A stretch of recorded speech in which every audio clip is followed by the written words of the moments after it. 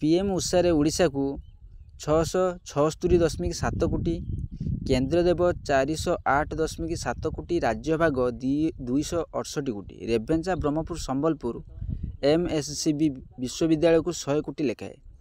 Hello viewers नमस्कार, मु कैलाश स्वागत करुच्ची पीके 7894 यूट्यूब चैनल। प्रथम थर पर चैनल को विजिट कर लाइक शेयर सब्सक्राइब करेंगे, पाखर बेल आइकन देवे, ऑल नोटिफिकेशन ऑन करेंगे, जहाँफल नुआ नुआ वीडियो पाइपर।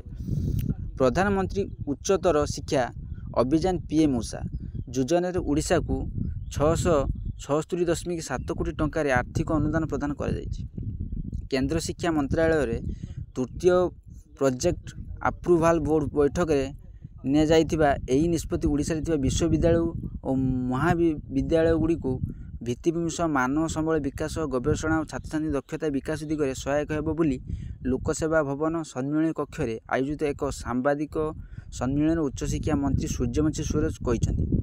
उच्चशिक्षा मंत्री श्री सूरज कहले जे 38 प्रस्ताव निमंते 670 कोटी टंका management monitoring evaluation and research MSI grant निमंते 6.7 कोटी टंका प्रदान कर निष्पत्ति नि 60.40 अनुपात उभय केंद्र और राज्य सरकार अर्थ प्रदान करेंगे। मोट 676.7 कोटी मध्य केंद्र सरकार 408.7 कोटी, राज्य सरकार 268 कोटी आर्थिक राशि प्रदान करेंगे।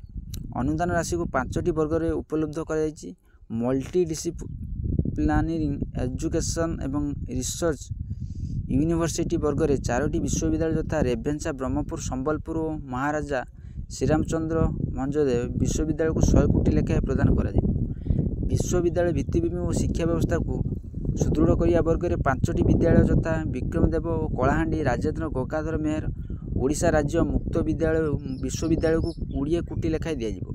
महाविद्यालय भित्तिभूमि और शिक्षा व्यवस्था को सुदृढ़ वर्ग में 24टी महाविद्यालय को 5 कोटी लेखाएं, जेंडर और इंक्लूजन इक्वालिटी इनिशिएटिव वर्ग में 5टी जिला तथा भद्रक कंधमाल मयूरभंज नवरंगपुर संबलपुर को 10 कोटी लेखाएं प्रदान कर निष्पत्ति नि उच्च शिक्षा मंत्री श्री सूरज मत प्रकाश करते। सांबादिक सम्मेलन विभागीय शासन सचिव अरविंद अग्रवाल उपस्थित थे। आशा करी वीडियोटी भल लगे लाइक सब्सक्राइब कर बेल आइकन देवे।